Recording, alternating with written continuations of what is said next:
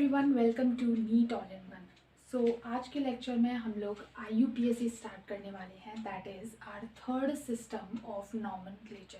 Nomenclature में हमारे 3 system थे। First was common naming system, then we studied a derived naming system, और आज हम अपने थर्ड और लास्ट सिस्टम पढ़ने जा रहे हैं, IUPAC सिस्टम। आज का लेक्चर और आज के बाद जितने भी IUPAC के लेक्चर्स होंगे वो बहुत ही ज़्यादा इम्पॉर्टेंट होने वाले हैं एग्ज़ाम पॉइंट ऑफ व्यू से, क्योंकि IUPAC से ही हमारे नीट में एक क्वेश्चन हर साल कंपलसरी आता ही आता है। नॉमेनक्लेचर में बाकी के जो 2 सिस्टम्स हैं, जैसे कि डिराइव्ड नेमिंग और कॉमन नेमिंग, उनसे कोई भी क्वेश्चन नहीं आता है, बट ऑर्गेनिक केमिस्ट्री में वो कहीं ना कहीं यूज़ होते हैं, इसलिए हमने उन्हें पढ़ा। नॉलेज आपको उनके बारे में भी होनी चाहिए। आज से हम IUPAC स्टार्ट करेंगे। IUPAC में हम लोग क्या करते हैं कि सबसे पहले हमारे पास कुछ स्टेप्स आते हैं जिनकी हेल्प से हम लोग IUPAC की नेमिंग करेंगे, IUPAC के अकॉर्डिंग नेमिंग करेंगे एक ऑर्गेनिक कंपाउंड की। यहाँ कुछ स्टेप्स होते हैं जिनके बारे में हमें पता होना चाहिए। जो फर्स्ट स्टेप आपके पास होता है वो होता है selection of principal carbon chain. First step जो होता है selection of principal carbon chain. Selection of principal carbon chain. Principal carbon chain को मैं शॉर्ट में PCC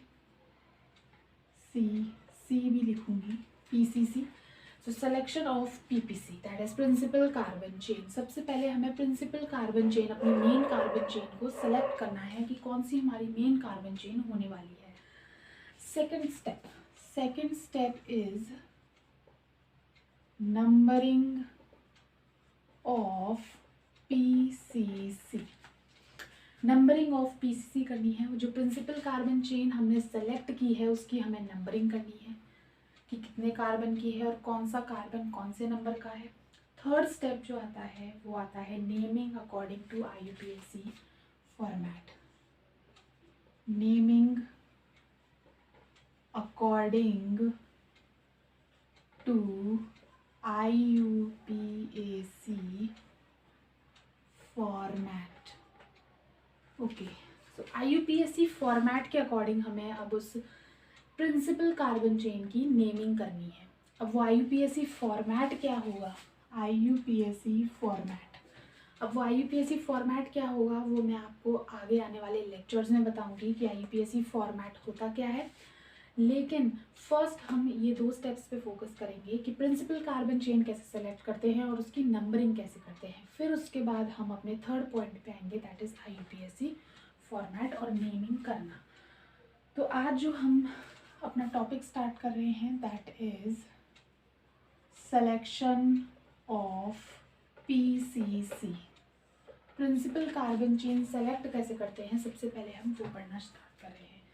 फर्स्ट पॉइंट जो आता है वो हमारे पास आता है select the longest carbon chain that contain maximum number of functional group, multiple bond and substituent. हमें यहाँ पे ऐसी चेन सेलेक्ट करनी है कार्बन की जिसमें maximum number of select that chain which has maximum number of functional group, multiple bond, then we have substituents। जिसमें सबसे ज़्यादा फंक्शनल ग्रुप हो, मल्टीपल बॉन्ड हो और सब्स्टिट्यूएंट्स हों, ऐसी कार्बन चेन हमें चूज़ करनी है। इसके लिए भी अब इन तीनों में भी कोई प्रायोरिटी ऑर्डर होना चाहिए। प्रायोरिटी ऑर्डर क्या है इन तीनों के लिए?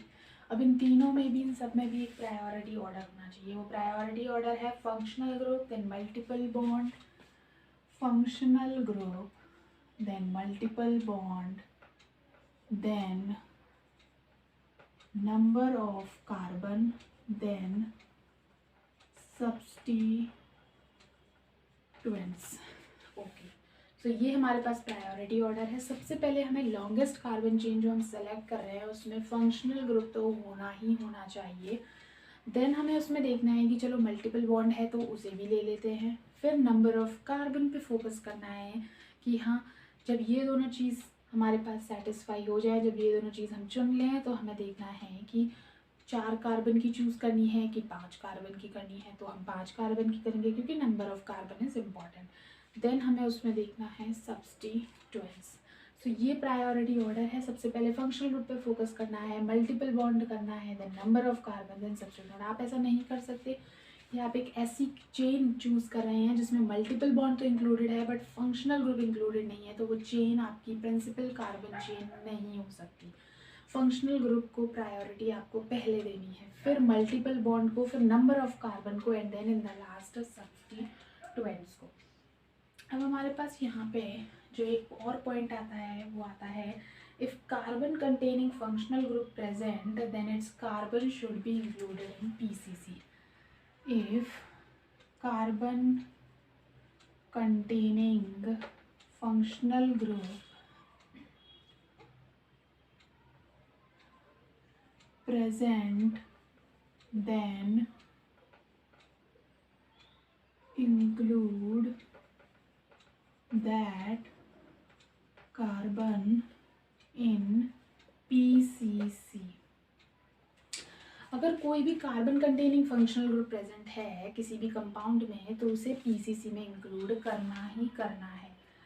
नेक्स्ट पॉइंट जो आता है, if more than one symmetrical carbon chain is present then select that one which has maximum number of substituents.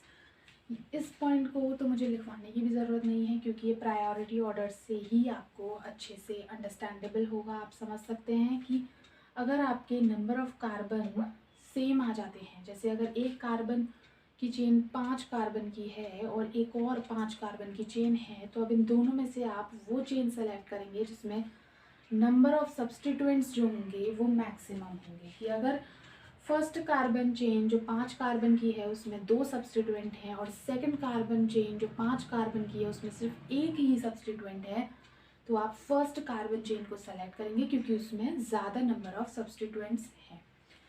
अब हमारे पास जो सिलेक्शन ऑफ पीपीसी में लास्ट पॉइंट आता है वो आता है, there is a choice between in and आइन।